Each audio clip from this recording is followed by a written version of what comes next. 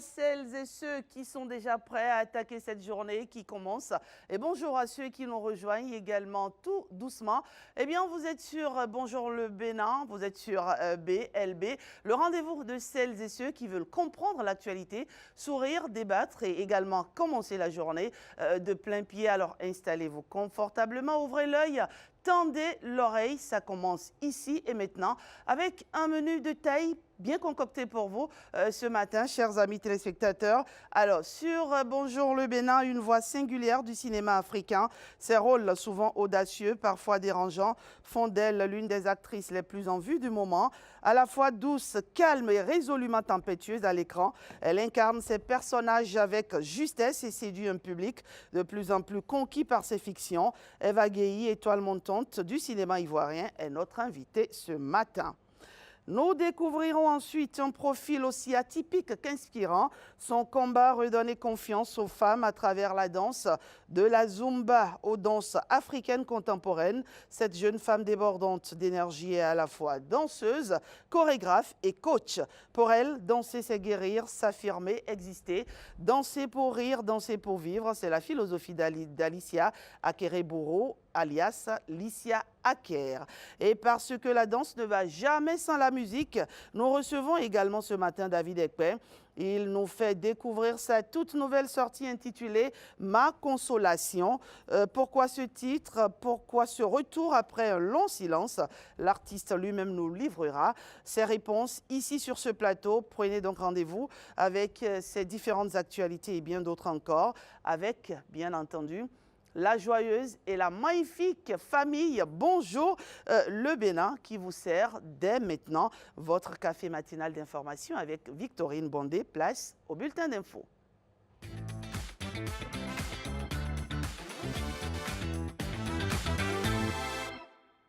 Première livraison de l'actualité de cette journée. Bonjour à toutes et à tous. Démarrons avec la 10e législature qui s'installe dimanche prochain, le 8 de ce mois. C'est une législature née de réformes politiques qui ont élevé le niveau de légitimité et de responsabilité du système partisan. Quelles sont en revanche les attentes fondamentales des populations? À Parakou, citoyens ordinaires, enseignants et retraités livrent leurs espoirs et exigences à l'endroit des nouveaux députés. Ils sont au micro de Ronald Robinson et Judicaël Ayena.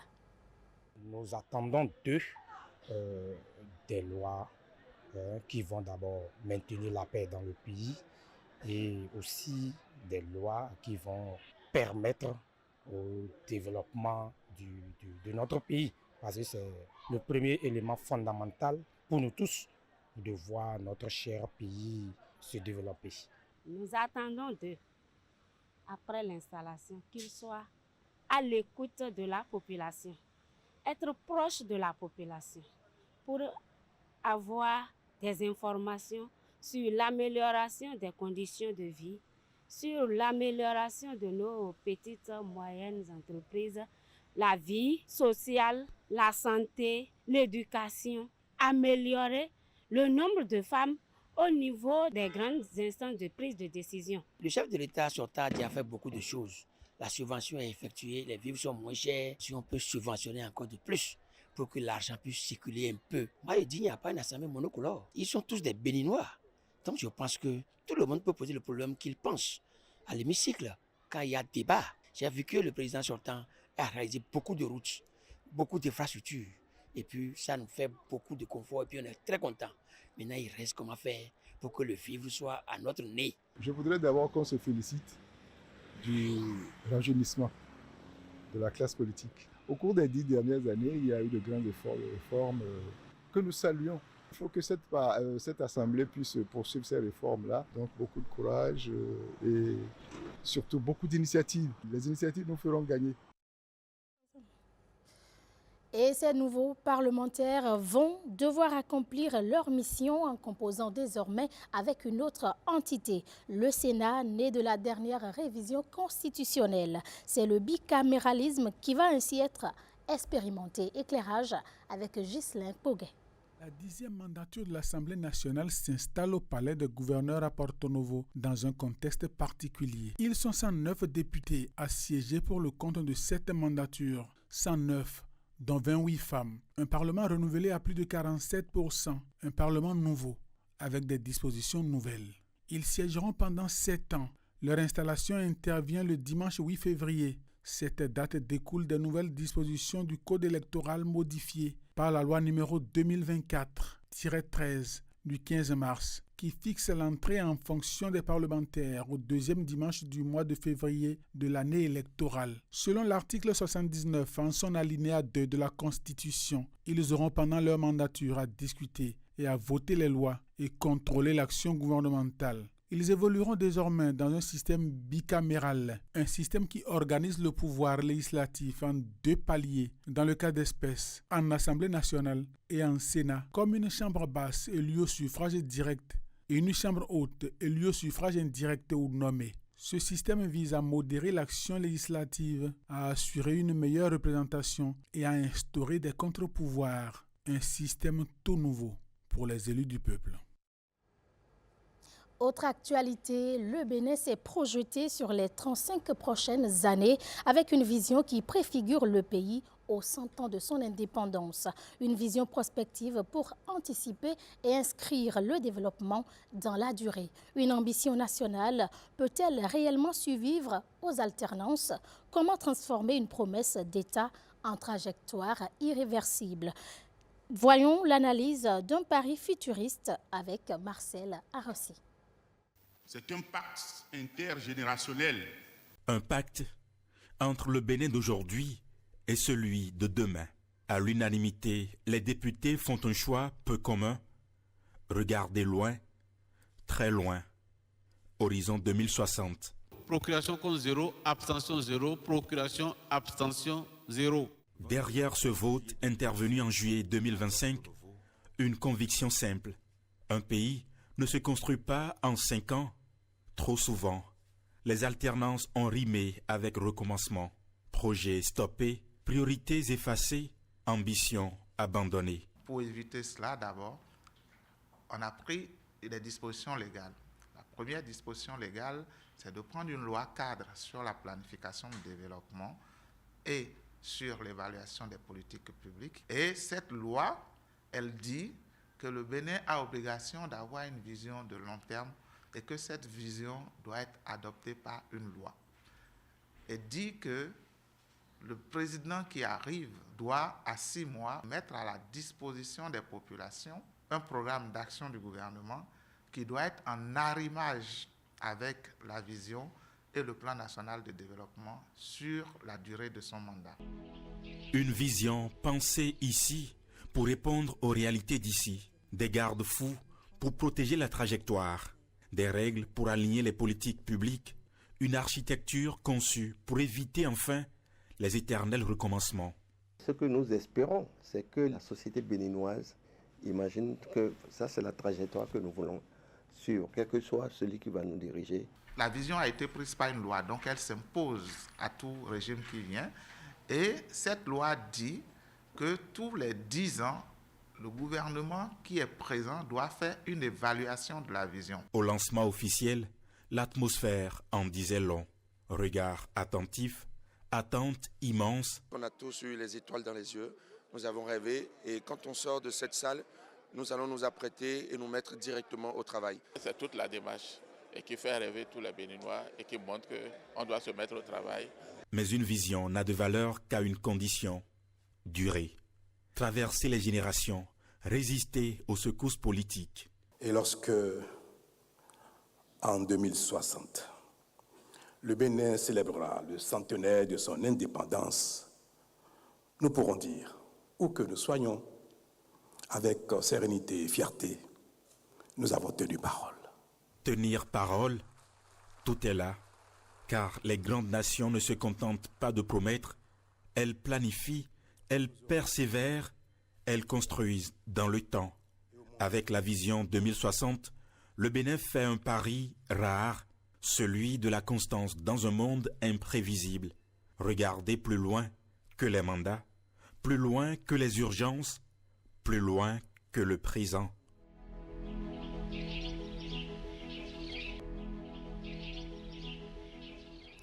Et cette vision Bénin 2060 à l'AFIA est une boussole pour un Bénin radieux en 2060. C'est un document prospectif qui trace l'itinéraire de développement de tous les domaines vers un Bénin de splendeur dans 35 ans. Après le lancement officiel le 3 février 2026, les citoyens de Parakou partagent leur vision de la boussole proposée. Ils sont au micro de Nestor Sella et Olviga Messan. De l'État à vivre.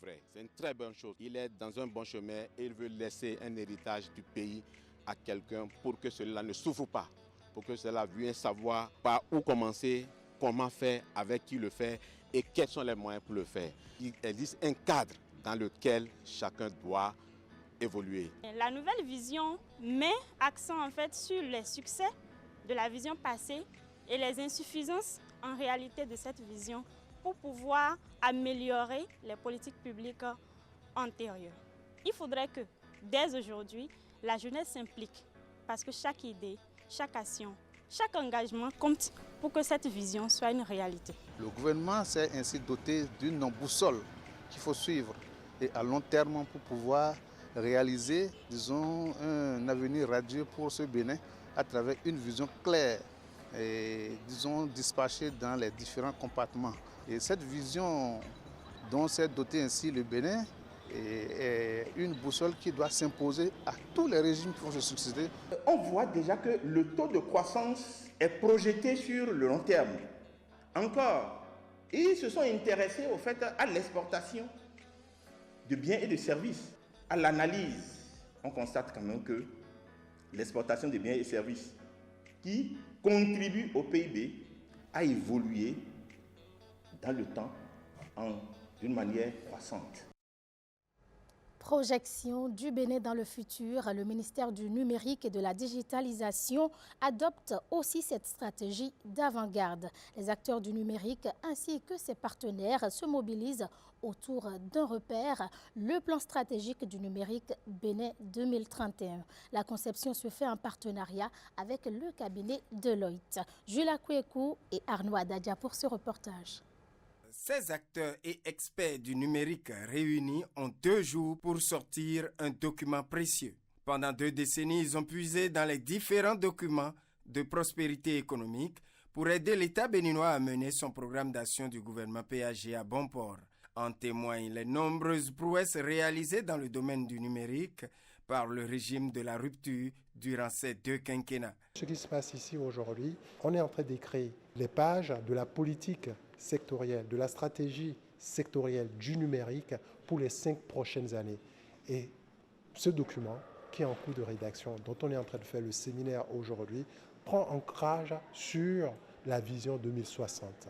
10 ans déjà, beaucoup de progrès dans tous les domaines. Donc les enjeux à l'époque étaient très différents. Donc aujourd'hui, je pense qu'on va entrer dans une phase d'autres enjeux et d'autres priorités. Donc, il y a une sorte de... Puisque les documents rédigés par le cabinet Deloitte dans les PAG précédents ont connu du succès, ce même cabinet a été encore sollicité pour la mise au point des objectifs dans le domaine au profit des 5 prochaines années. Récemment, le score de 0,863 au GovTech Maturity Index du Bénin place notre pays dans le groupe des pays à maturité numérique significative. Et cependant, malgré ces acquis, nous savons qu'il y a encore des défis. Nous ne devons pas perdre de vue l'essentiel.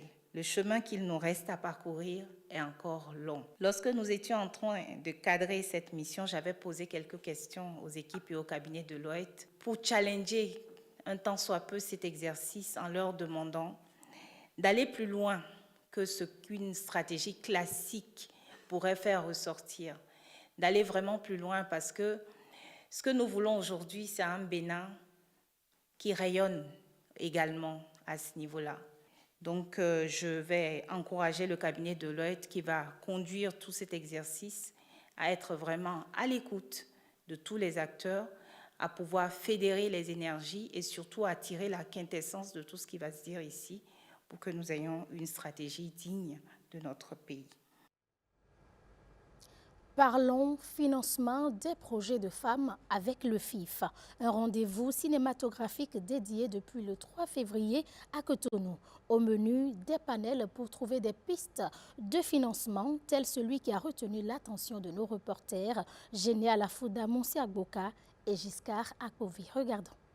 Le financement n'a pas de genre, ça n'a pas de couleur. La place des femmes dans l'industrie du cinéma s'invite dans les débats du FIF. Ici, on pointe du doigt les inégalités flagrantes liées au financement des projets. Il y a malheureusement énormément de stéréotypes, de clichés, d'injonctions qui sont comme collés à notre genre. On a eu difficilement accès à des espaces où l'information est partagée. On a eu difficilement accès à énormément de choses. Donc l'argent encore plus, l'argent qui est un point extrêmement très sensible, un point qui participe notamment à l'autonomisation d'un être humain, surtout quand on est une femme, est encore plus compliqué à obtenir. Le problème du financement des femmes, c'est déjà des problèmes de stéréotypes, c'est déjà des problèmes liés à la culture et c'est aussi les problèmes de confiance de la femme. Vous savez, il y a beaucoup de réalités qui sont autour de la femme africaine. Donc, sa culture ne lui permet pas de faire de grandes études. Sa culture, il y a l'homme avec qui elle est, qui peut imposer aussi son veto. Et il y a aussi son environnement qui n'est pas toujours à son avantage.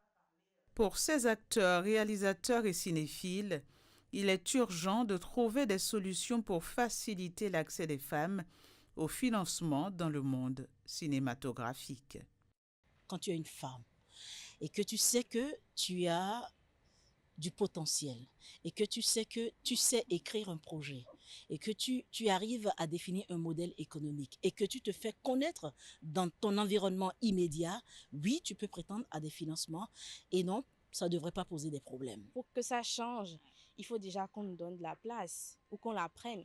Vous savez, je suis un peu contre ce discours-là qui nous oblige malheureusement à pousser, à défoncer des portes, parce que c'est fatigant.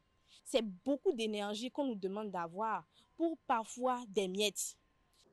Un meilleur accès des femmes au financement dans le cinéma contribuerait à améliorer la performance économique de l'industrie, encourager la parité et surtout stimuler l'innovation dans la production.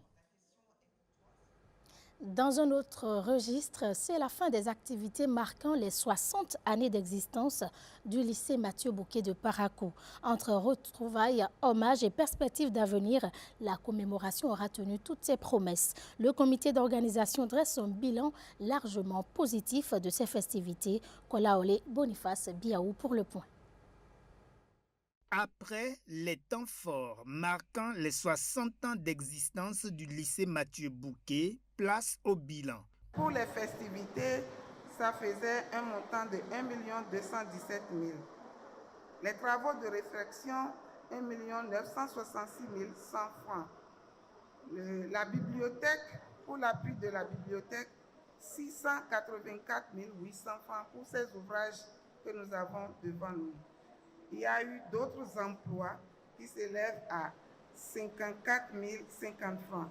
Le président du comité salue la forte mobilisation et exprime sa gratitude à l'ensemble des contributeurs. Nous sommes contents parce que nous avons atteint nos objectifs que vous voyez à travers, n'est-ce pas, la salle des fêtes et d'autres réalisations. Nous disons merci alors à notre ministre de tutelle, Madame la ministre, merci au directeur départemental, merci aux donateurs, merci à l'association et à l'amicale des anciens élèves du lycée Mathieu Bouquet.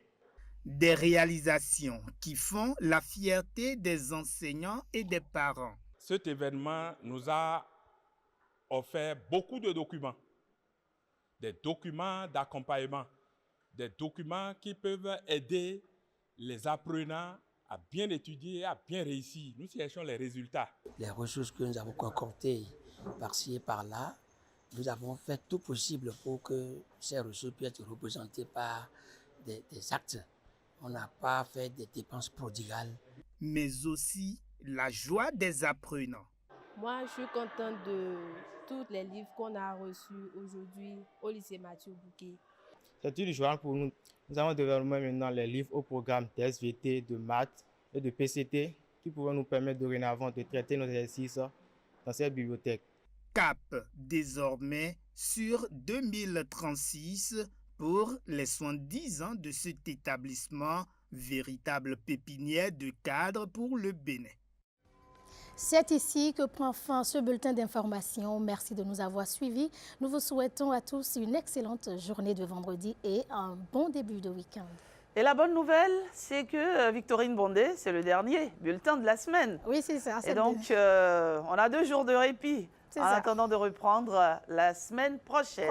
Merci Victorine Bondé pour la présentation du bulletin d'information et merci à vous de rester aux côtés de la bande BLB. Et bien après l'essentiel de l'actualité, place maintenant à ce qui fait vibrer les esprits, la scène et les agendas événements à la une.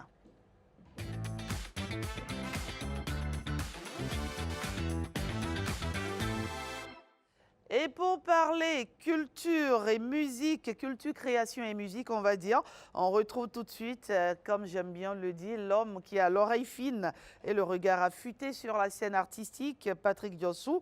Le monsieur culture de cette émission est déjà installé sur le plateau. Il reçoit son premier invité ce matin, l'artiste David Ekpe, à l'occasion de la sortie de son nouveau titre, Ma Consolation. Bonjour Patrick. Oui, bonjour Rachida, bien maman. Ce matin, je sens cette fraîcheur en toi, cette fraîcheur qui rend compte de tout ce qu'il y a comme événement. Et événement à la une, aujourd'hui, on reçoit 2 personnes qui ont comme prénom David. On reçoit donc 2 David ce matin. Il y a un David Ekpe et un David Blessing. Ah d'accord, de David Ekpe à David Okpe, il y a quoi? C'est juste le E et le O. Le E et le O. Donc David Ekpe et David Okpe. D'accord. David Ekpe, c'est David Olani Ekpe. Il est chanteur et c'est un guitariste. Il a chanté un morceau qui est en train de prendre de l'essor, c'est sorti juste il y a quelques jours, mais sur les plateformes, ça prend déjà une grande vitesse. C'est Ma Consolation. Avant de le voir, avant de parler avec lui directement, nous allons suivre La Consolation. On va suivre juste un extrait de Ma Consolation.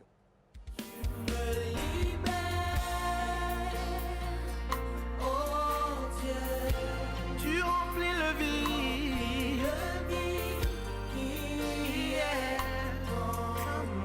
Bonjour, monsieur Patrick. Et bonjour, madame Rachidat. Merci de nous rejoindre sur ce plateau. Merci à vous aussi.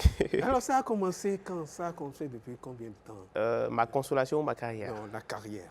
La carrière, j'étais dans la musique. Consolation, carrière. Mais la carrière a débuté officiellement en 2024. Oui, 2024. Disons moins de 2 ans.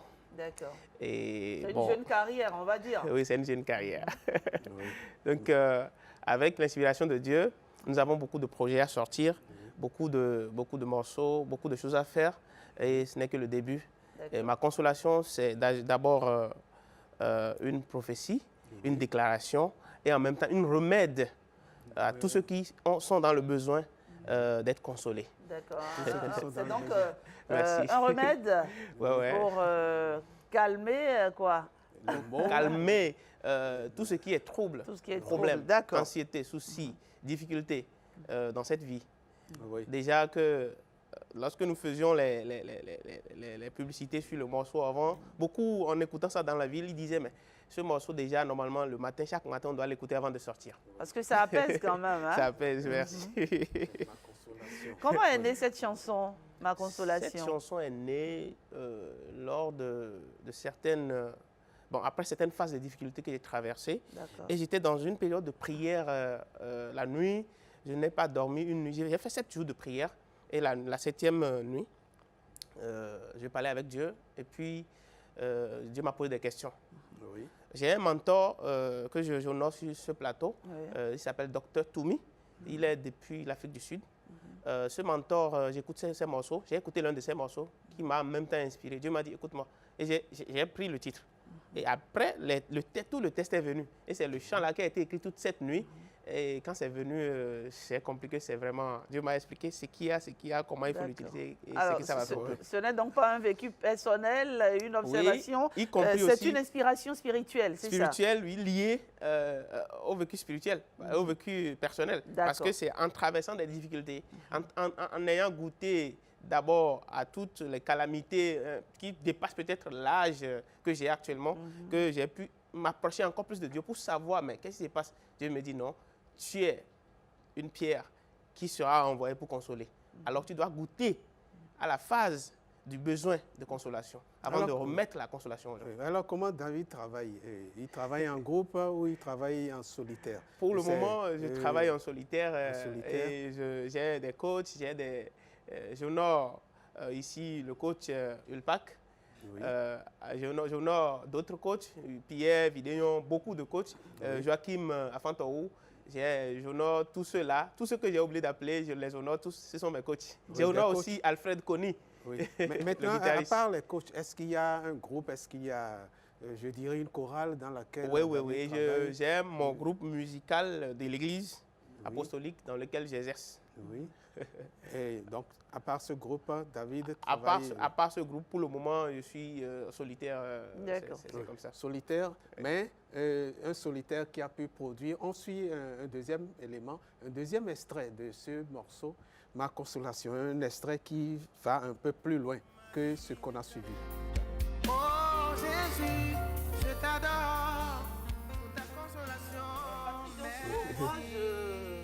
Je suis séduite par cette chanson. On sent déjà une certaine, pour quelqu'un qui a démarré sa carrière il y a seulement, on va dire quoi, 2 ans, on sent une grande maturité musicale déjà qui se dessine derrière. Et aussi, derrière cette chanson, on ressent cette douleur de David Ekpe. Il est en train d'exprimer toute l'émotion qu'il a en lui, une émotion qui...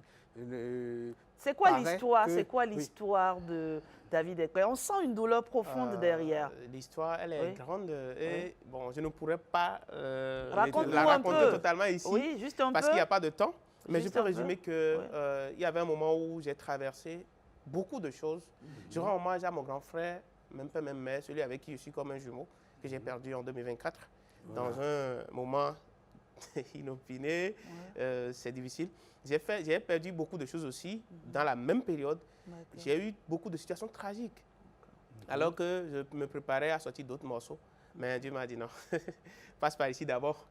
Donc je pense que je devrais raccourcir de raconter l'histoire pour le moment parce que j'aurais à raconter l'histoire. Il aura raconté l'histoire. J'aurais à raconter l'histoire de façon officielle. Mais pour le moment, je peux vous dire que c'est après avoir goûté à toutes sortes de calamités qui semblent dépasser mon niveau que Dieu m'a suscité ce chant. Et tu as déjà des retours par rapport à cette chanson? Oui. Que pense Stéphane de la chanson? Beaucoup de retours. Même ce matin, en voulant démarrer, j'étais obligé de couper mon portable parce que même les gens m'ont appelé à 5h42. Le public comprend le message que tu transmets? Ce morceau les a fait du bien. Lui, il était dans une situation et puis vraiment, il a cliqué sur YouTube. Il a vu une notification parce qu'il s'était abonné à ma chaîne YouTube, David Ekpe. Et puis voilà, il voit le morceau commence pas à dérouler. Et son portable était connecté à son woofer. Et vraiment, toute la salle était inondée. Lui-même, il ne savait plus comment. Et il voulait juste me témoigner ça avant 6 heures. Et c'était un témoignage grand. Il y en a d'autres pleins que je ne peux pas raconter forcément ici à cause du temps. Merci. Alors, on va laisser David Ekpe. Il va égrener quelques notes, parce que c'est un guitariste, il a sa guitare avec lui. Il va égrener quelques notes. Et pendant qu'il est en train d'égrener, on va faire entrer le deuxième David, David Ekpe. On y va, on suit.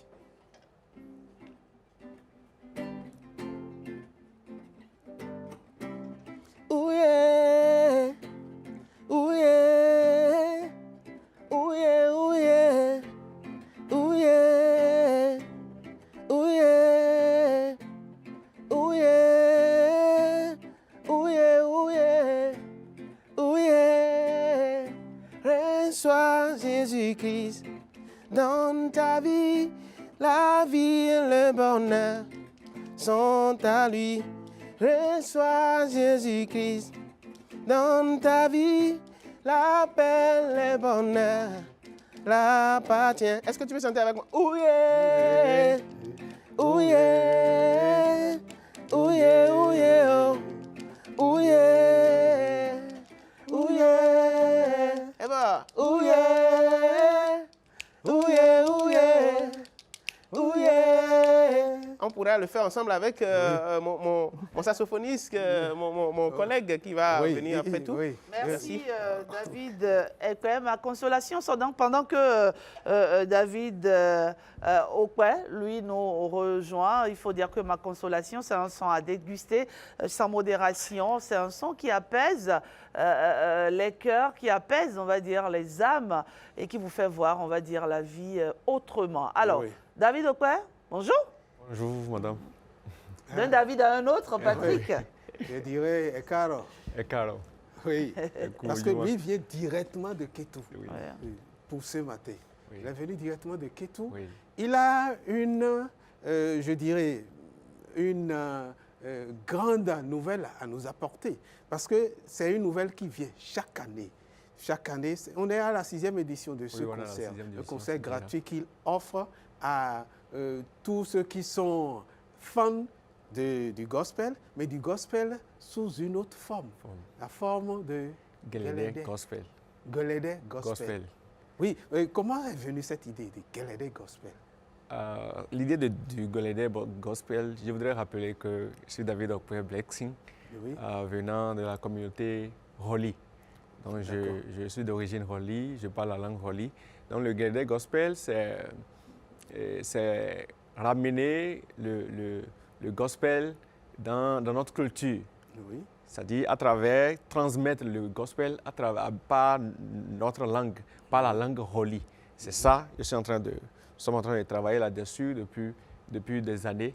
Donc, et chaque année, il y a un géant concert qui s'organise dans le cadre pour faire vivre, pour donner la joie à tous les cœurs à travers le Gelede Gospel.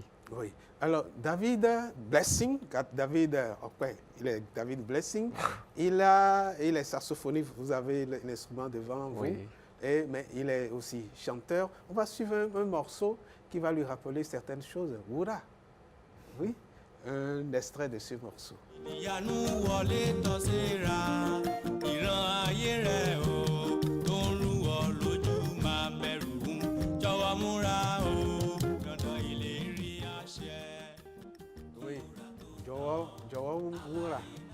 Il faut persévérer. Oui, il faut persévérer. Il faut persévérer, tu vas y arriver. Oui. C'est une chanson d'espoir. Oui. Ça rejoint un peu la consolation. Oui. Ça dit avant que l'or ne brille, ça doit traverser beaucoup de feu. D'accord. Ça veut dire qu'on va traverser beaucoup de difficultés avant d'arriver, d'atteindre la gloire. L'exemple de Joseph a été donné. Oui. C'est tout ce qu'il a traversé avant d'atteindre le niveau que Dieu a planifié pour lui. Oui. Et ce morceau est venu il y a 10 ans. Ça fait... Oui. Ce morceau, c'est déjà depuis 2015. 2015. Il faut dire que c'est mon premier album. Oui, premier album. Et après ça, il y a eu d'autres albums. Dites-nous rapidement, on en est à combien maintenant? On est déjà à 5 albums. 5 albums. 5 albums maintenant. Super. Oui. Et maintenant, après les albums, on est à la 8e édition. À la 6e édition. À la 6e édition. Du concert Gelede Gospel. Oui, concert Gelede Gospel. Et le concert rassemble d'autres artistes ou bien vous êtes tout seul? Non, le concert Gelede Gospel rassemble beaucoup d'autres artistes. Il faut comprendre que chaque année, nous organisons le concours Gelede Gospel qui permet de voir comment les gens prononcent la langue, comment est-ce qu'ils arrivent à être dans le rythme et comment ils transmettent le message gospel à travers le chant. Donc il y a un concours. Il y a un concours qui se passe chaque année. Oui, le concours est déjà lancé, les inscriptions? Le concours est déjà lancé, la phase finale va se dérouler le 15 prochain. Donc le 15 février, phase finale à Kétou. À Kétou. Cette année, c'est à Kétou. L'année passée, c'était à Kobe. C'était à Kobe l'année passée. Cette année, c'est à Kétou. L'année prochaine, c'est tellement à Sakété. À Sakété, bon. Pourquoi pas Cotonou? On va venir. Bon, la langue ici. Donc, Voilà, Gospel Guélédé. L'idée, vous l'avez dit, c'est pouvoir chanter du gospel, mais en faisant le raccordement avec le rythme, avec le rythme Guélédé, à travers la langue Holi. Oui, on va suivre un petit extrait de ce que ça peut donner, mais on ne va pas suivre tout l'extrait, juste un petit bout. Jeune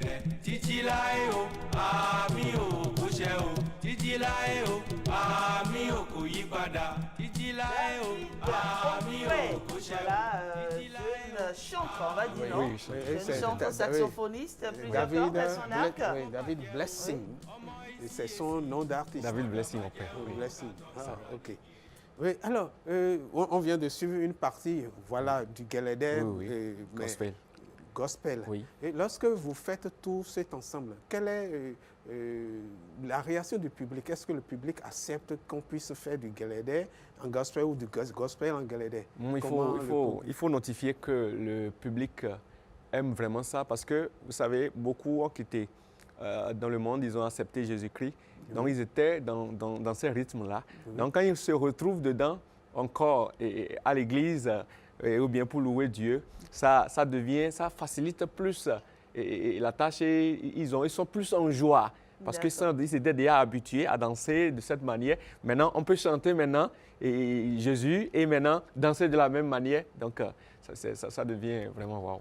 Oui, merci. Donc, alors, puisque nous avons David là ce matin, si on improvisait en featuring là tout de suite, vous nous faites quoi? Vous nous proposez quoi déjà? David Épée, David Okwe. Allez, vous nous faites quelque chose ensemble? On se propose le refrain que je viens de fredonner. D'accord. Puisque déjà c'est tombé dans vos oreilles, on veut que vous chantiez avec nous. Reçois Jésus dans ta vie. Mais ce que vous allez chanter juste, c'est ou. C'est juste. On va faire. J'ai pas compris.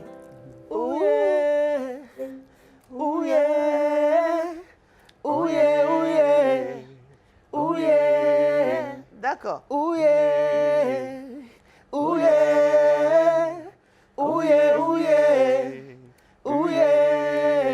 y va.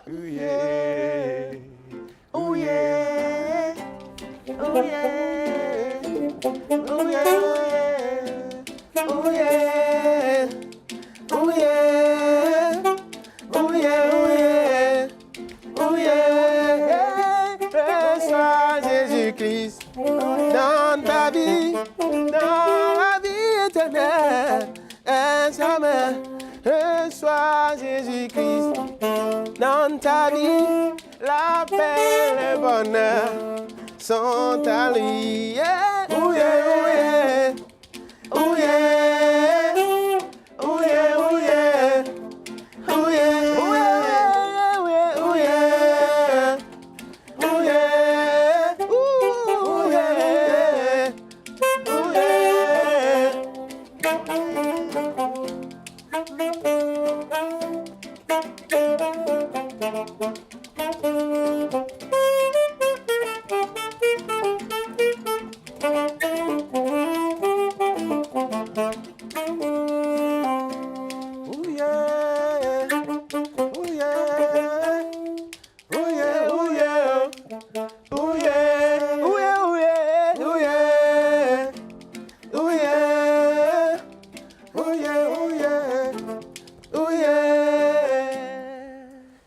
Allez, je suis la productrice ce matin de ce feat, c'est moi qui vous produis. La productrice Rachida Toubia, maman. Merci pour l'honneur. Merci pour l'honneur. Allez, c'est juste pour rigoler. Merci à vous, messieurs. Ouais, c'est beau, non, Patrick? Oui, c'est très beau. J'en ai les larmes aux yeux. Parce que c'est juste ouillé, mais c'est profond. Ouillé, parce que, bon, quand on dit, chez nous, on a déjà, quand on réussit quelque chose, on dit « Hoye ». Hoye veut dire, c'est un cri de joie. Ouye, c'est aussi la même chose. Donc, pour que ça soit plus articulable dans le chant, c'est ouye. Donc, c'est de ça qu'il s'agit. Ouye parce que nous avons gagné. Ouye parce que nous sommes consolés. Ouye parce que Aoura fonctionne. Ouye parce que ma consolation fonctionne. Ouye parce que l'avenir est glorieux. Oui, voilà. Merci beaucoup. Oura, ça signifie, quand on prononce en français, ça veut dire Oura, la gloire. Ouye. C'est aussi ouillé. Oui. Et il faut faire attention à ce qui se passe ici sur ce plateau. Il vient de l'Est lui vient de l'Ouest. Il est Adja, il est Rolly. Et on a retrouvé, on les a mis ensemble. On a mis David Okwe et David Ekpe pour former un beau duo David. Merci. Et le roi David vous salue. C'est qui le roi David? C'est Patrick Diossou, le roi David de ce matin. C'est le roi David caché en Patrick. Super. Et je souligne que David, le roi David, est fêté le 1er décembre et le 9 décembre. Donc c'est la fête du roi David, je ne suis pas très loin de ce qui se passe aujourd'hui. Merci pour cette visite, merci pour ce travail que vous faites. On espère que ma consolation va faire du buzz. Voilà, va faire le buzz, pourquoi pas. Et donc, avant de vous laisser partir, on va peut-être évoquer, Patrick Diossou, cette nouvelle collaboration. D'accord, dont on sent déjà les prémices sur les réseaux sociaux. Ce feat entre notre star, notre icône de la musique béninoise, Zénab Habib. Elle est en featuring avec Petit Miguelito et c'est pour très bientôt. Ça va sortir dans un mois après la sortie de Laisse-moi t'aimer, chanté avec Axel Merrill, la diva de la musique béninoise, a informé donc samedi 24 janvier 2026 de la sortie d'une nouvelle collaboration musicale romantique avec Petit Miguelito, en duo légendaire avec cet artiste produit par Blue Diamond. Et donc on va checker ça, on va guetter ça de près. Ça c'est sûr. Mais avant, on va suivre un bout de cette collaboration. Voilà, on va peut-être y revenir. Merci à vous, David Ekpe. Merci également à vous, David Okwe. Excellente journée. Et à très vite sur Bonjour le Bénin qui se poursuit, Patrick. C'est fini pour cette semaine. C'est fini. C'est fini pour cette semaine. On sera en train de partir. Et je ne sais pas, vous avez le son là. C'était quelle gamme? Oui. On est bien. Oui, on y va, on bouge. Sacré Patrick, vous êtes toujours sur votre matinale préférée, chers amis téléspectateurs. Vous le savez, ici, on soutient tout ce qui est Made in Bénin, on soutient les artistes, les jeunes, les plus anciens aussi dans la profession. On donne un coup de main à ces jeunes artistes de la musique béninoise. Dans Bonjour le Bénin également, nous allons à la quête de ces actualités, histoire de renseigner davantage nos amis téléspectateurs. Alors, on va prendre une pause rapidement avec la complicité de la réalisation. Avant peut-être d'aller à Bénin en mouvement. Non, on me signale que tout est déjà prêt. Allons-y donc, Bénin en mouvement.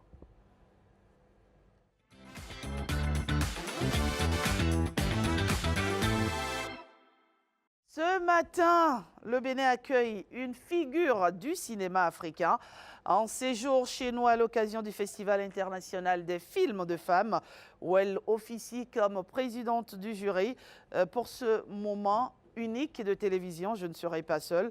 Je suis accompagnée de celle qui, chaque semaine, nous fait voyager au cœur des initiatives, au cœur des parcours et des engagements qui font bouger le pays. Alors, je suis en train d'apprendre la position du respect. Ah oui, alors cette position, c'est comment déjà? On va la prendre ce matin avec Dame Afoué.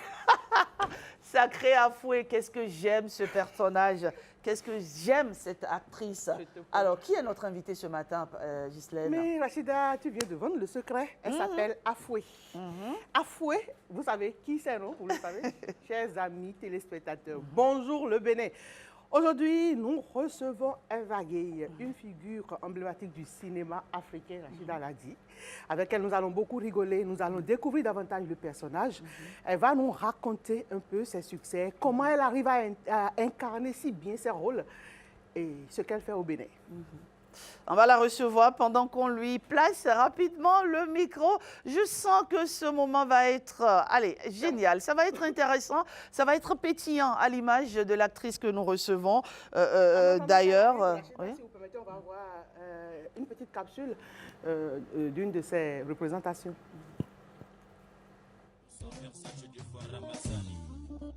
Jean-Pierre Mendy.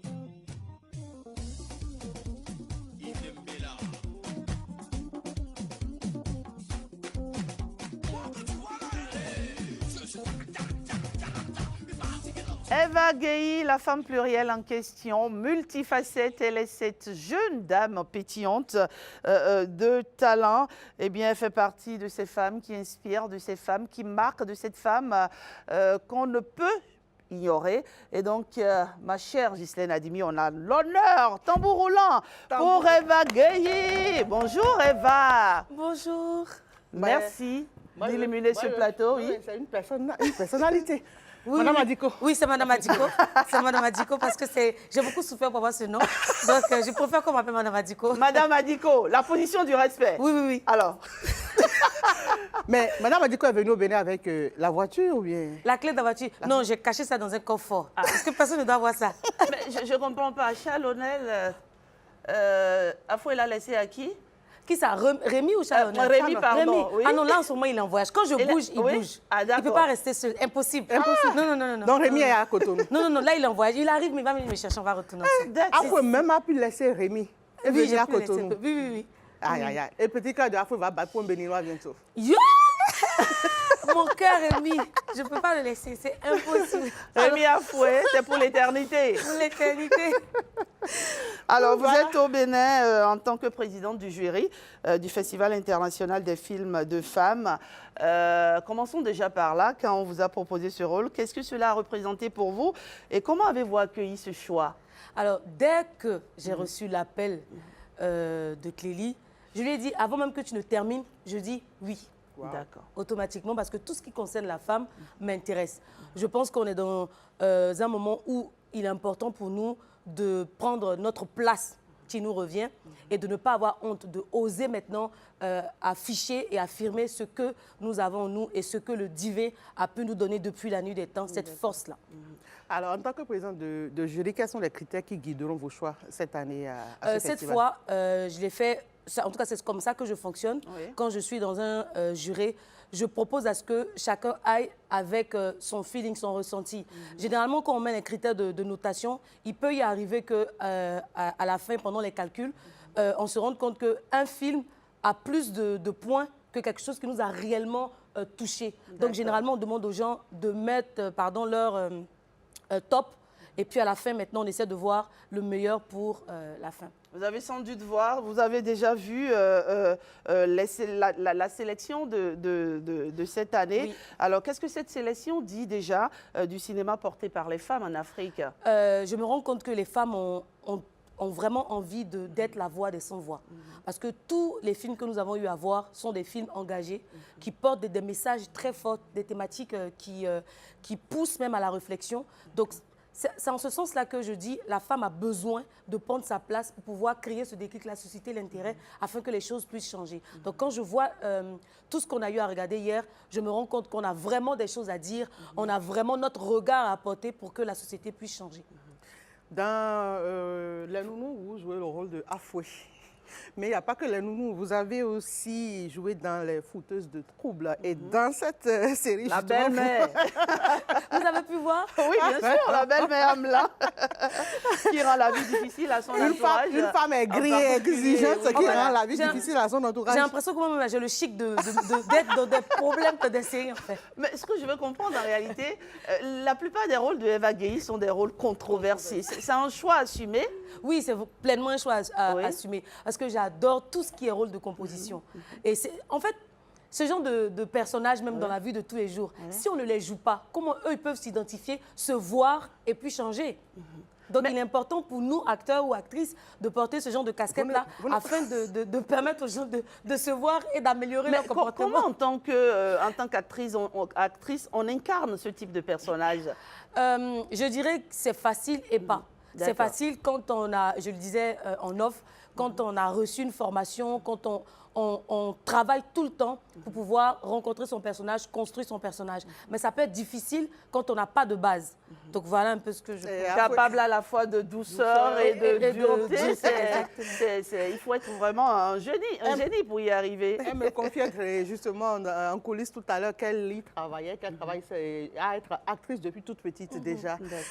Dites-moi, Afoué, dans la société en général, vous ne craignez pas qu'on vous lynche d'avoir joué un rôle vraiment misérable ou je sais quoi. Ça vous colle à la peau? En fait, moi, je remercie Dieu parce que nous, chez nous, en tout cas dans la coopération des acteurs, on nous dit, quand à la fin d'un projet, on t'appelle par le nom de ton personnage dans la rue, ça veut dire qu'il y a vraiment eu incarnation. Donc quand ça arrive, on est d'accord, ça nous rassure qu'on a vraiment incarné le personnage et que les gens se sont vraiment identifiés à ça. Donc moi, j'ai vraiment pas peur quand on m'identifie à ça. Après, j'ai le chic, par la grâce de Dieu, de niveler dans les personnages, ce qui fait que pour un projet, je porte le nom du personnage et pour un autre, le prochain nom. Donc ainsi de suite. On ne me colle pas un personnage qui me suit à vie, quoi. Très bien. Alors, vous êtes au Bénin grâce au FIF. Que pensez-vous de ce genre de festival? C'est ce que je le disais tantôt dans mon discours. Je pense que ce genre de festival est vraiment à propos. Vous voyez, on a animé beaucoup de panels où il y a des gens dans le public béninois, qui expliquaient le manque, par exemple, des fois de formation, l'accessibilité à certaines formations, certaines stars, tu vois. Et ça, quand on a ce genre d'initiative-là, on permet de libérer la parole, que chacun puisse dire ce qu'il a à dire, mais en même temps aussi apporter des solutions pour que ces personnes-là puissent ne plus se sentir tristes, mais avoir de l'espoir. Justement, je voudrais vous demander quel est le regard que vous portez sur les actrices femmes béninoises? Béninoise. Oui. Je trouve déjà qu'il y a c'est un peu comme la Côte d'Ivoire, où j'ai envie de dire même tous les pays de la sous-région, il y a une sorte d'avancée qui est faite et j'ai envie de dire, je ne sais pas, je regarde quelle caméra, mes consoeurs actrices béninoises, fonçons. Fonçons, n'attendons pas les choses, proposons, je le disais lors d'un panel, si tu penses que tu as un talent, tu penses que tu as quelque chose à montrer, si l'opportunité ne vient pas à toi, tu as ton téléphone, monte des petites vidéos pour faire montre de ton talent quelque part, un réalisateur ou un producteur pourra t'appeler pour que tu puisses travailler convenablement. Eva Gueye, vous êtes l'étoile montante du cinéma et vous êtes pour quelque chose, on va dire, dans le relancement du cinéma ivoirien. Comment on porte ce poids quand on est aussi jeune? Je le disais hier à une interview, je ne sais pas si c'est moi seule, à moi seule que ça arrive, mais il y a vraiment un gros détachement qui est fait à mon niveau.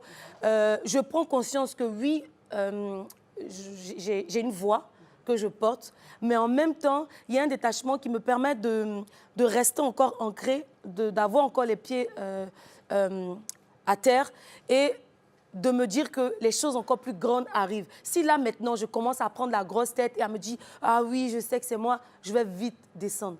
C'est de savoir qu'il y a quelque chose qui est là, il y a un mouvement qui se passe, de prendre conscience et de travailler avec humilité pour avancer encore plus. Eva Gueye, c'est une femme de théâtre à la base. Oui. Qui est aussi professeur, qui enseigne, n'est-ce pas? C'est tellement ingénieux, on va dire, ces casquettes que vous avez en tant que femme du cinéma. Comment vous arrivez à concilier tout ça? Ça, vraiment, je ne sais pas comment j'y arrive. Vraiment, je ne sais pas. Je ne sais pas. Parce que quand on le dit, ça peut donner l'impression que c'est trop. Mais en vérité, c'est trop. Parce que tu ne sais pas vraiment où mettre la tête. Même par la grâce de Dieu, je finis chaque projet, j'entame un autre. Et j'ai une école très flexible. Et je tiens à faire un gros bisou à notre directeur, M. Kakou Pafé, et le directeur général aussi, M. Siaka Ouattara, qui permet justement aux professeurs de pouvoir apprendre aussi ailleurs de par nos différents festivals que nous faisons afin de venir encore donner une autre formation, un autre type de formation aux étudiants. Donc j'y arrive pleinement. Quand j'ai des tournages à faire, je demande la permission, on me l'accorde et je pars parce qu'ils savent qu'il y a 3 types de formations. Il peut y avoir une formation brute, une formation académique et une formation aussi expérimentale qui peut construire justement la formation d'un étudiant. Alors, au FIF, vous avez dû rencontrer votre public ici, le public béninois qui vous aime beaucoup, qui apprécie vos différents rôles. Alors, cette connexion, comment elle s'est opérée, comment elle s'est faite? Je vous jure que je ne savais pas que j'étais autant connue et aimée ici. Déjà, même à l'aéroport, j'ai vu les policiers. Ah, fouet, Madame Adiko. J'ai dit non. Ça m'annonçait déjà les couleurs. Et quand je suis rentrée maintenant dans la ville, tous les jours, le public béninois me manifeste un amour. Et je tiens à vous dire merci du plus profond de mon cœur. Que Dieu vous bénisse. Continuez à me soutenir comme ça. Vraiment, c'est vraiment Et vous savez pourquoi on vous aime? Autant, vous savez?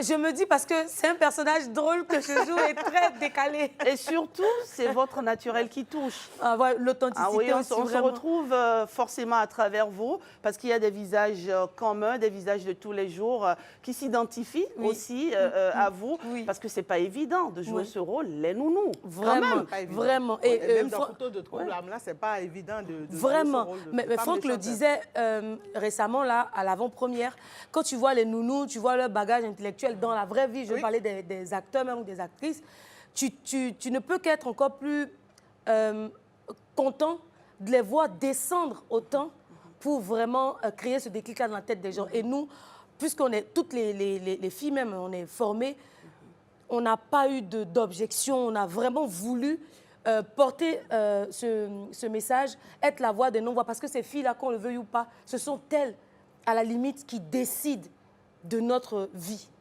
dans nos foyers. Donc, jouer ce genre de personnage, incarner ce genre de personnage, c'est de faire comprendre aux patrons que vous n'êtes pas les rois. Il faut vraiment avoir un regard sur ces femmes-là, les prendre bien pour éviter quelque chose de grave. Ce n'est pas aussi une façon de dire aux maîtresses de maison, attention, nous sommes les dangers pour vous? Mais clairement, c'est pour ça que je dis, c'est une manière d'attirer l'attention des patrons, parce qu'il y a des patrons qui n'ont pas le temps de regarder ce qui se passe dans leur maison. Ils se lèvent le matin, ils partent au travail, ils viennent à la maison, ils mangent. Ils n'ont jamais posé de questions à la nounou, rien. Bon, la fille, elle se dit, bon, je suis à mon aise, je peux faire ce que je veux. Et si je... Regardez le personnage d'Afoué, si j'ai un béguin pour toi, tu n'es pas là, tu ne me regardes pas. Je peux prendre quelque chose et mettre dans ta nourriture. Exactement. Donc, on attire l'attention des gens. Plus de bienveillance à l'égard... Plus de bienveillance à l'égard et plus aussi de surveillance. D'accord. Parce que Afoué, sa patronne a été gentille avec elle, mais ça n'a pas empêché ce personnage de faire du mal à cette dame. Bien que la dame aussi n'est pas forcément un exemple. Grâce à Afoué, on a découvert que la personne qui était il a fallu douce, que tout attentionnée vis-à-vis de son mari, cachait quelque chose tu vois. le lit. Franchement, on vient de comprendre davantage le rôle Afoué dans les nounous. Aujourd'hui, Eva Gueye, en tant qu'actrice confirmée, si vous avez un conseil à donner à ces jeunes filles, à ces jeunes femmes qui vous regardent et qui ont envie d'exceller comme vous. Alors, je donnerai toujours le même conseil, de rester authentique, fidèle à soi-même, de se donner les moyens pour pouvoir avoir une formation de qualité, de se guérir de ses blessures afin de pouvoir être en confiance et rentrer dans ce milieu parce que ce n'est pas un milieu facile. Si tu n'es pas en confiance, tu vas vite rentrer dans des conneries. Donc, nettoie-toi, guéris-toi de tes blessures, ancre-toi et cherche à avoir des compétences qui feront de toi un acteur ou une actrice vraiment de renom. Un message très, très profond. Eva Gueye, vous n'allez pas partir, on n'a pas fini avec vous. Tout à l'heure, quand je vous recevais dans les coulisses, vous avez embrassé une jeune fille que nous adorons aussi au Bénin. Et vous savez de qui il s'agit. Vous allez rester avec nous pour la recevoir. Il s'agit de Alicia Akereburu.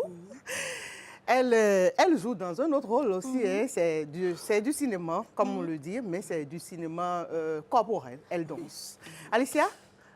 Et avant de recevoir notre seconde invitée, on va dire merci à cette jeune dame également qui porte si bien le Bénin du cinéma, Cornelia Glélé. Elle est l'initiative du Festival international des films de femmes. Ça fait plusieurs années déjà que ça dure. Elle a du mérite. Bravo à cette jeune femme qui montre à quel point les femmes en ont vraiment dans la tête. Alors, aujourd'hui, on va parler de danse sensuelle.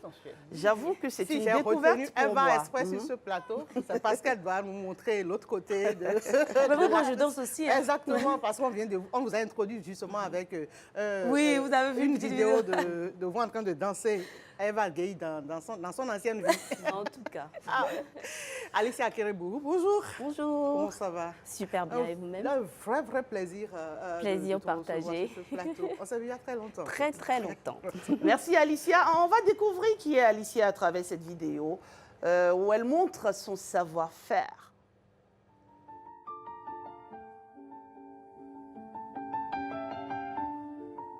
Avant que je me déteste, quoi vous dire que les lèvres d'une autre ne vous diront pas? Voilà qui je suis, me voilà même si mise à nu c'est fini, c'est ma gueule, c'est mon cri. Me voilà Alicia Akereboro, eh bien, la danse est au cœur de votre vie, ça fait des années déjà. À quel moment avez-vous compris qu'elle pouvait devenir, on va dire, un véritable outil de transformation pour les femmes? Alors, faut savoir que toute petite, je dansais déjà à la maison, aux fêtes de famille et tout. Et ma mère m'a inscrite dans une école de danse. Et c'est ça qui a déclenché l'envie en moi de m'exprimer beaucoup plus. Et en grandissant, j'avais des complexes. Je ne me trouvais pas assez en forme, je me trouvais hyper mince. Et la danse m'a permis vraiment de me redécouvrir, d'apprendre à m'aimer. Et donc j'ai dit, mais il faut que je partage ce sentiment-là aux autres. Et c'est comme ça que j'ai commencé à donner des cours et faire des prestations. Et vous valorisez si bien la danse sensuelle. C'est quoi une danse sensuelle déjà? Très belle question. Oui. Très belle question parce qu'aujourd'hui, c'est un peu tabou, je dirais. Les gens, quand on dit danse sensuelle, les gens pensent tout de suite à tout ce qui est obscène et tout, alors que c'est pas du tout ça, c'est une question de féminité, confiance en soi, apprendre, comme je disais tout à l'heure, à s'aimer, à se dire, bon, écoute, j'ai des complexes, je suis ci, je suis ça, mais c'est moi et c'est qui je suis, quoi. Vous pouvez dire, Rachida, Alicia, moi, je vous ai connue toute petite, mais une petite fille timide. Maintenant, comment d'une fille timide, on se lance à la danse et à la danse sensuelle? C'est la danse, c'est la danse. En fait, quand tu commences à écouter de la musique, à te mettre à faire des pas, c'est comme si tu es à nu face à toi-même. Donc, tu ne peux pas te mentir. Et donc, c'est accepter. La danse m'a permis d'accepter que j'avais ces choses que j'appelais des défauts déjà. Et je les ai transformées en fait en choses positives. Et c'est comme ça. C'est vraiment la danse, c'est vraiment le processus, les mouvements, la musique, les déplacements. C'est vraiment ça. Et entre la zumba, la danse sensuelle, la danse africaine contemporaine, qu'est-ce que vous cherchez à transmettre comme message à travers ces différents types de... Comme je disais, je souhaite juste partager de la joie, que ce soit aux hommes comme aux femmes, mais surtout aux femmes parce que je trouve qu'on a beaucoup de défis en tant que femme à relever. Et quand tu manques de confiance en toi, tu n'arrives pas forcément à partager ce que tu as envie de faire, à t'exprimer et tout. Donc mon message, comme je dis souvent, c'est danser pour vivre, danser pour exister, être en joie en tout lieu, quel que soit le problème. Danser pour vivre. Exactement. Alors la danse, c'est le corps. Exactement. Eva Guéhi, vous qui êtes femme de théâtre, à quel moment est-ce que au théâtre, le corps, on va dire, dit plus que le texte? On nous dit dans la formation que le premier outil en tout cas, le premier outil pour l'acteur, c'est son corps, après sa voix.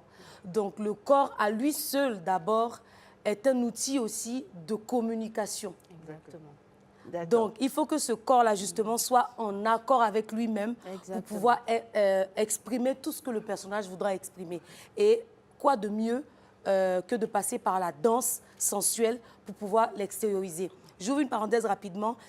Pendant mes cours d'expression corporelle, on a un cours spécial intitulé la danse énergie, où on demande à n'importe qui de pouvoir se mettre sur le parquet, que cette personne sache danser ou pas, juste écouter une musique, se laisser aller, laisser son corps exprimer ce que ce corps-là ressent au plus profond. Une fois que cet exercice-là est bien fait, vous allez voir qu'il y a une sorte de libération qui est faite et qui permettra justement à l'acteur d'être en harmonie avec lui-même afin de laisser le personnage maintenant le posséder. Ça veut dire que finalement, toutes les deux, vous racontez des histoires, on va dire l'une avec les silences et les mots, l'autre avec les silences et les gestes. Quelle belle connexion, j'ai envie de dire. Alors revenons à Alicia Akereboro. Est-ce que vous recevez des femmes qui arrivent, on va dire, fragilisées, en manque de confiance, et comment la danse agit-elle sur elles? Exactement. Je reçois effectivement des femmes, de tout âge d'ailleurs, qui, la plupart des problèmes auxquels je suis confrontée, c'est par rapport à leur conjoint ou à leur maman. On me dit souvent, ma maman, quand j'étais petite, elle me disait que j'étais pas belle, que j'étais pas assez ci, pas assez ça. Et moi, je regarde la femme et je me dis, mais tu es magnifique, tout ça sort. Et donc, on lui a tellement répété qu'elle ne l'était pas qu'elle a fini par le croire. Et donc, se mettre à danser, à faire des gestes, pour elle, c'est quasiment impossible. L'autre côté, c'est le mari qui passe son temps peut-être avec la maternité. Nous, les femmes, avec les hormones, de te dire, oh, toi, tu as changé, tu fais pas ci, tu fais pas ça. Et c'est en fait des blocages qui se créent. Et moi, à travers la danse, à travers beaucoup de discussions aussi, parce que la danse, c'est vraiment pas que les mouvements. J'arrive petit à petit à leur redonner confiance et elles se trouvent Et donc finalement, belles. la danse, c'est quoi? C'est un art, c'est une thérapie, c'est un sport ou un peu de tout ça? Franchement, un peu de tout. Un peu de tout ça. Un peu de tout. Mais on ne va pas manquer de le dire, hein, la danse sensuelle, ça dérange encore. Est-ce qu'on vous a déjà reproché d'aller trop loin, peut-être dans les gestes, dans l'habillement et tout? Bien sûr, bien sûr, bien sûr. Je reçois des messages, je ne dirais pas chaque jour, parce que moins qu'avant, parce que j'ai su montrer vraiment, j'essaie encore plus de montrer le côté thérapeutique de la chose, pas le côté « allez, on se voit juste » et tout. Et donc oui, c'est encore tabou comme je disais, mais petit à petit, je pense que beaucoup commencent à comprendre l'importance derrière, que ce n'est pas juste une danse sensuelle pour séduire et tout ça. Je ne sais pas pour vous, hein, Rachida, moi j'ai bien envie de voir Alicia et Eva. Esquisser quelque part. On va peut-être voir Alicia faire la danse aussi du respect. Ah ouais, la position du respect. Non, la danse du respect cette fois-ci. La danse du respect. En fait, elle va actualiser. Vous voulez prendre la position? Pourquoi pas? Eva Gueye, la scène est à vous. Oui, il y a longtemps. Eva Gueye, fit Alicia à Kéré-Bourron. On va voir ce que ça va donner là. Alors, oui. On regarde là. Là, c'est ça? Oui. Ok. Il y a une musique? Oui, avec la complicité de la réalisation, une musique, s'il vous plaît. Alors, on va juste faire des balancements, comme ça. Voilà, on y va, on reprend ensemble. 5, 6, on commence par ce côté. Alicia, pas te laisser troubler. Elle va se bien faire. Elle sait bien. Elle sait ce qu'elle fait. 5, 6, 7 et 8 et 1. Et 2, sensuellement. Et 3. Et 4 avec le sourire. Et super, on reste là. Yeah, c'est très féminin ça. Voilà. Maintenant, comme la danse, c'est vraiment émotion, c'est vraiment actualité, si tu veux, tu peux même prendre une émotion et la transformer en pas. Par exemple, ton rôle, quand tu dis de marcher comme ça, on peut bien faire un truc avec, tu vois, ça peut rentrer dans ça. Mais c'est une excellente danseuse. Mais franchement, tu assures. Hein? On se sent pas bien. En tout cas, ces phrases toutes faites qui font le tour du monde, on va dire. Est-ce qu'on prépare tout ça en amont ou ça vient comme ça, c'est une surprise? Non, on ne prépare pas en amont, je le disais. Dans le processus de rencontre avec le personnage, quand il est vraiment fait de façon sérieuse, vous vous surprenez pendant le jeu à faire sortir des choses et vous pensez que c'est vous alors que c'est juste le personnage qui est tellement à l'aise avec vous il fait sortir des choses pour dire que je suis là, j'existe. Et c'est ce qui fait que quand vous regardez, c'est tellement à propos, c'est tellement juste que ça sonne bien. C'est ce qui fait. Le fameux « je ne me sens pas bien », on a toutes des mamans, je ne sais pas si c'est pareil ici au Bénin, mais nous, chez nous, en Côte d'Ivoire, quand une maman n'a pas d'argent, tu as l'impression qu'elle est malade. Toujours, j'ai mal à la tête, je ne me sens pas bien. Ça, c'est le mal des femmes. Ça, c'est le mal des femmes. Donc, quand tu vois une femme qui est aigrie, qui est couchée, qui n'est pas bien, dès qu'elle est couchée, son fils, la fatigue, dit « pardon, où je suis là? Je ne me sens pas bien. » C'est tellement à propos que ça parle aux gens. Merci Eva Gueye. Nous sommes honorés de vous recevoir ce matin. C'est la première fois au Bénin, Eva Gueye? La troisième fois. La dernière fois, c'était en 2015. D'accord. Et le Bénin, vous le trouvez comment? Entre 2015 et 2026, il y a eu du chemin quand même. Mais de fou. Je regardais, je dis, mais... C'est beau le Bénin, non? C'est beau. C'est magnifique. Je dis, c'est beau. Je disais, mais j'étais avec le chauffeur, je dis, ça, c'était pas ici avant. Il n'y avait pas ça. Il n'y avait pas ça. Non, je félicitais même le président. Vraiment, beau travail. D'accord. Merci Eva. Vous avez un programme, on va dire, assez chargé pour le FIF. Parlez-nous-en un peu rapidement avant qu'on ne se quitte. Bon, alors, on a fini tout ce qui est compétition. On va délibérer aujourd'hui et donner les résultats demain. Et malheureusement, après-demain, moi, je serai obligée de retourner auprès de mon époux. Ah oui, parce que j'ai beaucoup duré. Rémi vous attend avec beaucoup d'impatience. J'ai beaucoup duré dehors. J'ai besoin de retrouver mon époux parce que là, je commence à stresser. Demain, ça y est, là-bas. Voilà. Mais c'est une vieille, non? Elle va bien faire son choix. Oui, c'est une vieille. Elle n'a pas voulu on ne sait jamais dans le foyer. On ne sait jamais. Moi, Michel ne m'a pas calculé. Moi, je calcule. Donc, regardez. Merci à vous, mesdames. Franchement, vous êtes pétillantes. Alicia Akereboro, merci pour ce que vous réussissez à transmettre à travers la danse. Merci pour la confiance aussi que vous redonnez aux femmes, parce que c'est vrai, vous êtes danseuse, vous êtes chorégraphe, mais vous coachez aussi pas mal de femmes. Et pour ce que vous réussissez à faire à votre jeune âge, franchement, c'est un gros mérite à saluer ce matin. Bravo. Oui, c'est du bonheur pour nous aussi d'avoir pu recevoir ces femmes sur ce plateau. Et si vous le constatez, vous faites un peu le résumé depuis lundi, on a reçu des femmes entrepreneuses dans tous les secteurs pratiquement. Exactement. Et on clôture le plateau avec ces belles âmes, deux jeunes dames qui inspirent et qui impactent forcément la communauté. Merci infiniment. Merci. Eva Gueye, à très vite. À très vite. Parce que là, où ça? On se retrouve dans mon foyer.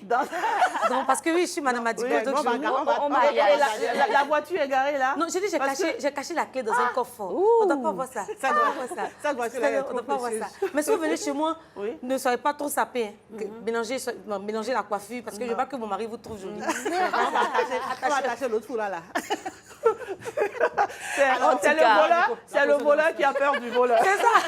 J'ai dit quoi, couper de tête n'aime pas qu'on passe derrière ma chef. Merci Eva Gueye. Franchement, vous reflétez ce qu'on voit à l'écran. Vous êtes solaire, vous êtes sympathique, vous êtes agréable, on va dire. Merci d'avoir illuminé ce plateau. Alicia Akereboro, merci également pour ce charmant passage matinal. Merci aussi pour ce que vous incarnez. On viendra prendre des coups de danse. Bien sûr. Moi, franchement, la danse sexuelle, j'aime bien. J'aime bien, oui. Non, sensuelle. Il y a un lien. Il y a un côté sexuel dans la sensualité quand même. Allez, merci à vous, mesdames, et excellent matin à vous. Merci d'avoir illuminé le plateau de Bonjour le Bénin, qui se poursuit à présent avec Instant Santé. Giachok Christelle Tongodo va me rejoindre avec son invité. On parlera de mutilation génitale.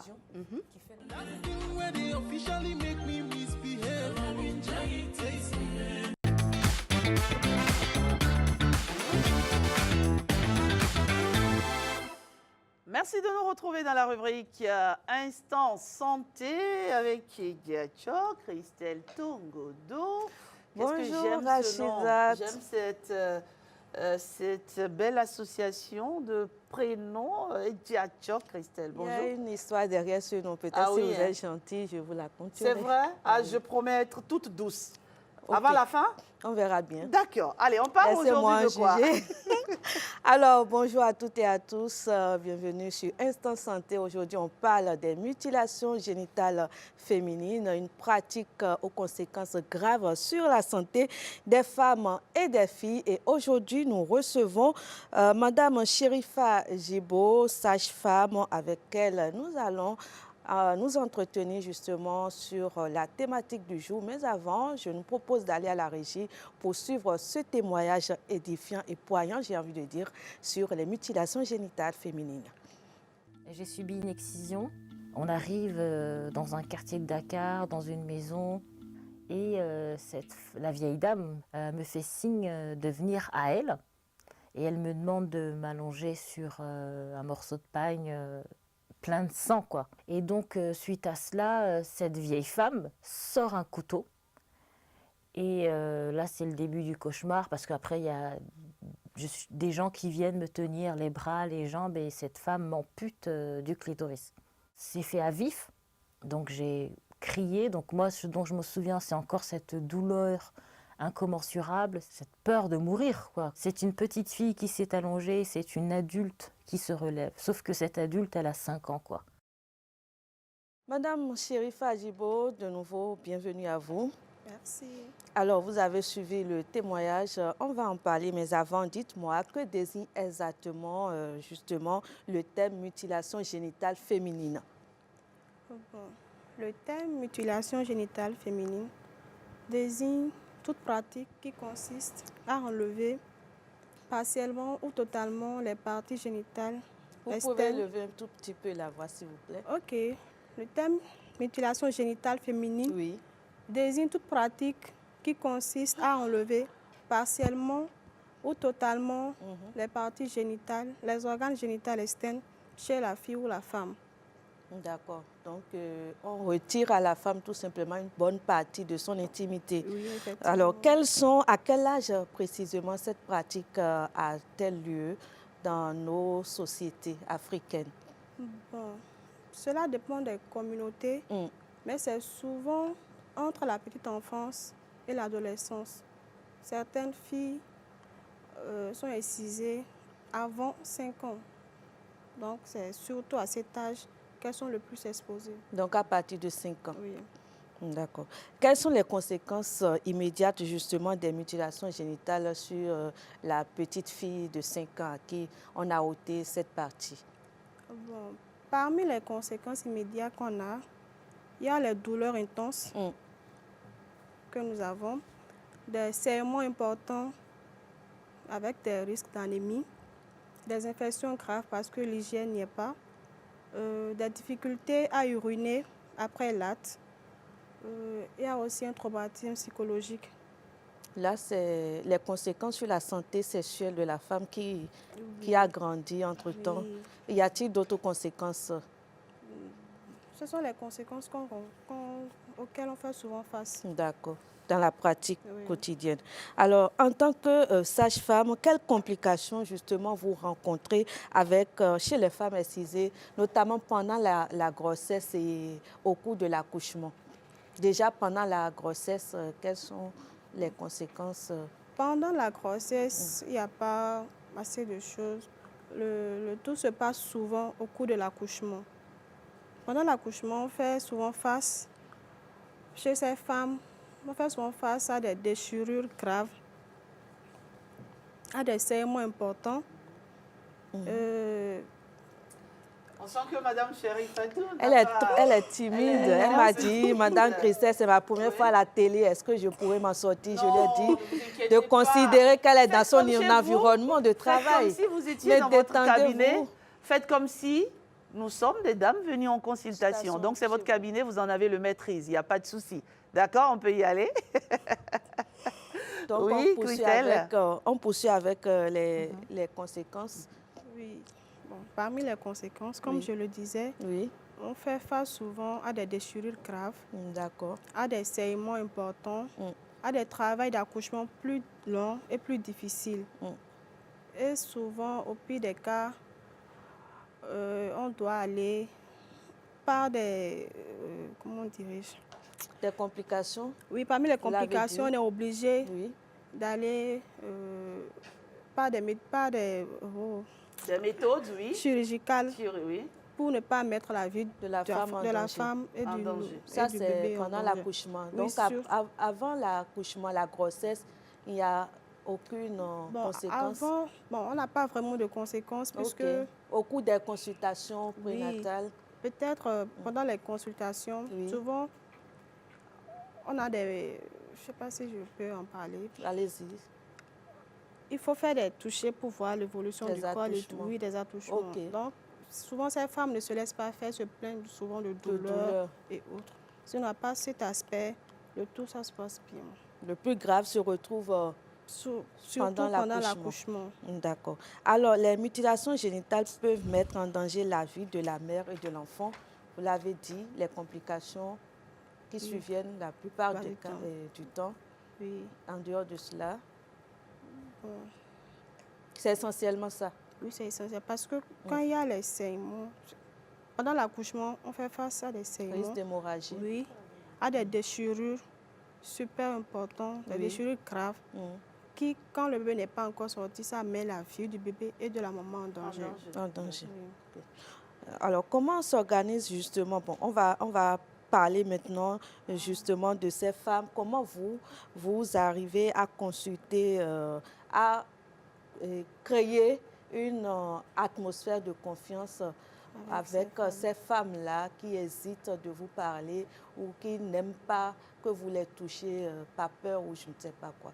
Comment est-ce que vous créez ce climat de confiance? entre vous et les femmes qui viennent en accouchement? Nous, quand elles viennent vers nous, il est essentiel qu'on les mette, qu'on crée un climat de confiance d'abord et qu'elles se sentent respectées, écoutées, sans jugement. Donc, quand cette étape est passée et que ça a été bien fait, la suite se déroule normalement. Naturellement. Oui, naturellement. D'accord.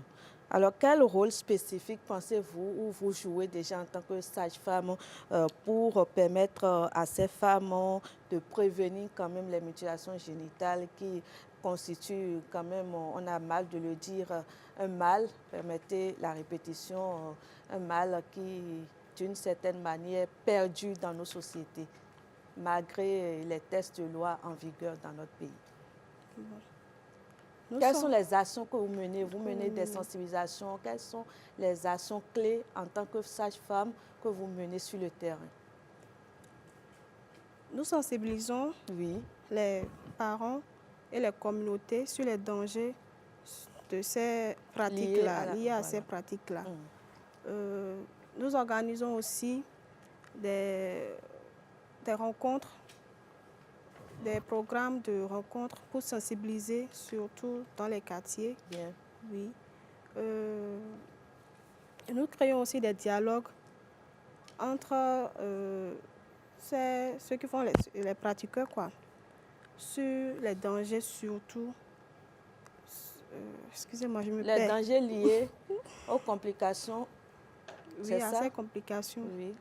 Et nous essayons de parler avec eux pour qu'elles puissent laisser ces pratiques-là, sans pour autant essayer de, sans pour autant essayer de mettre leur culture ou leur religion en mal, sans pour autant dénigrer leur culture.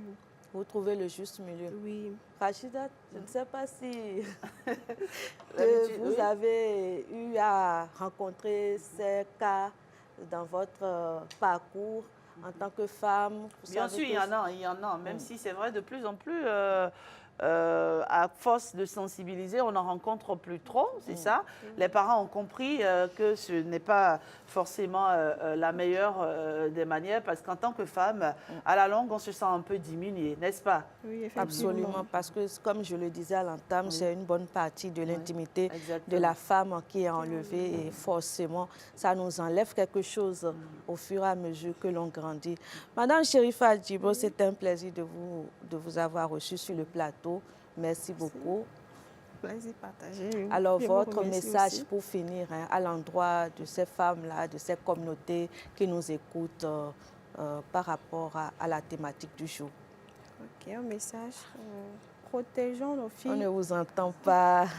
Protégeons nos filles de ces pratiques qui ne sont pas forcément des pratiques traditionnelles, culturelles.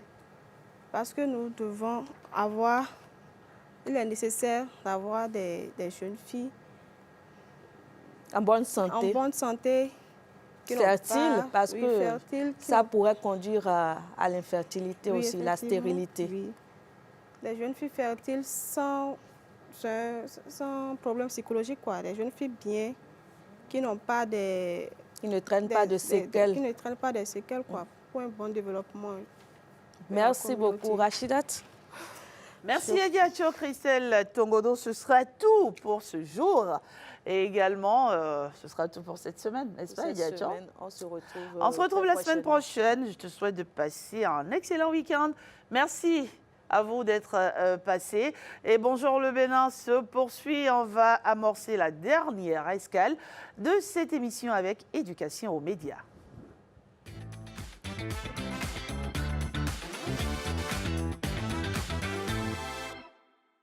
Ce matin, nous recevons Marvin dans Éducation à la une, dans Éducation aux médias, bien entendu.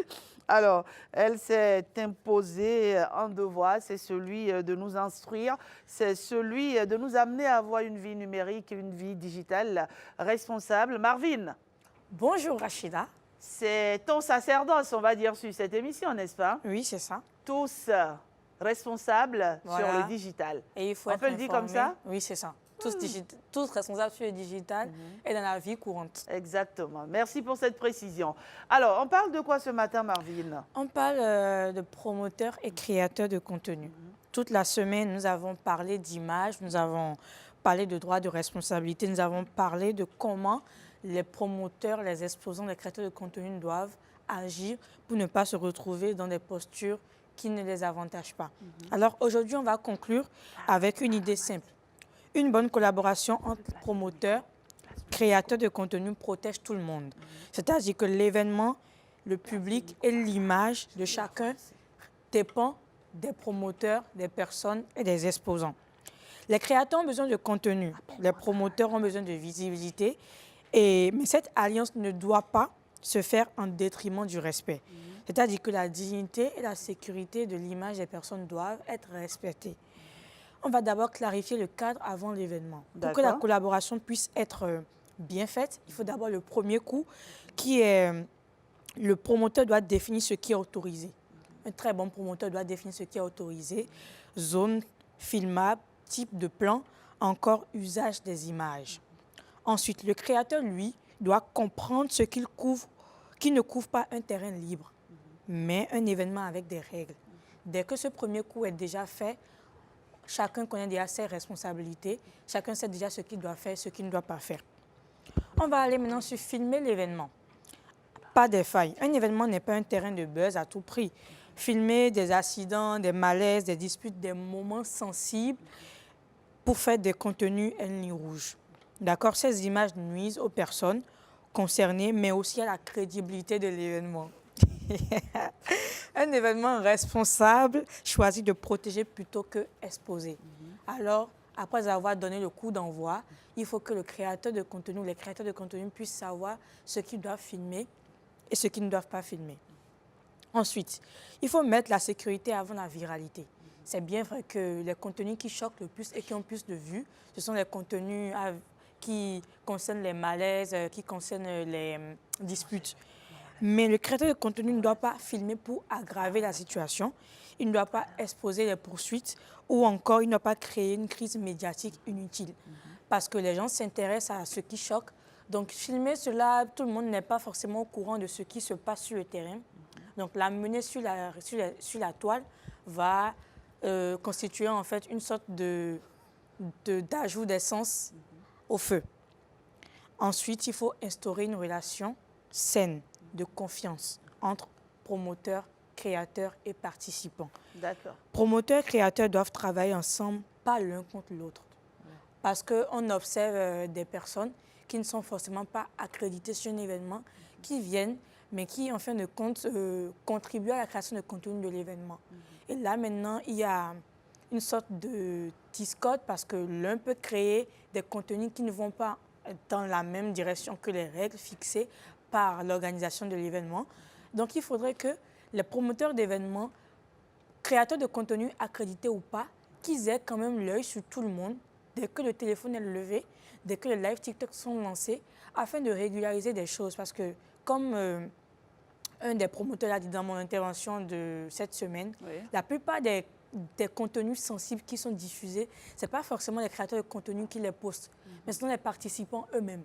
Parce que quoi? Le participant, il est là, il a vu la scène, il lève son téléphone, il filme, sans savoir que ce qu'il est en train de faire est déjà un délit qui touche à la dignité d'une personne ou à la vie privée d'une personne.